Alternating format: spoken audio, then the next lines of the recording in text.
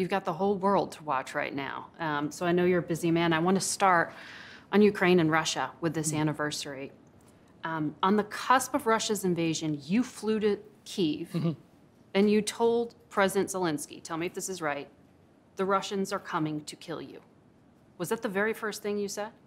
Wasn't the very first thing I said to President Zelensky, but President Biden had asked me to go to Kyiv to lay out for President Zelensky the most recent intelligence we had, which suggested that what Vladimir Putin was planning was what he thought would be a lightning strike from the Belarus border to seize Kyiv in a matter of a few days, and also to seize an airport just northwest of Kyiv called Gostomel, which he wanted to use as a platform to bring in airborne troops as a way, again, of accelerating that lightning conquest of Kyiv. And I think President Zelensky understood what was at stake and what he was up against. Our Ukrainian intelligence partners also had good intelligence about what was coming as well.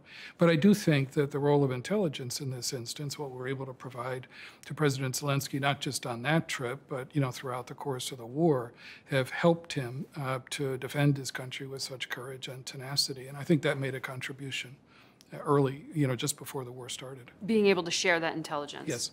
You also have said, and tell me if this is correct, that it was only a group of about 3 or 4 people around Vladimir Putin who knew that he was actually planning this invasion.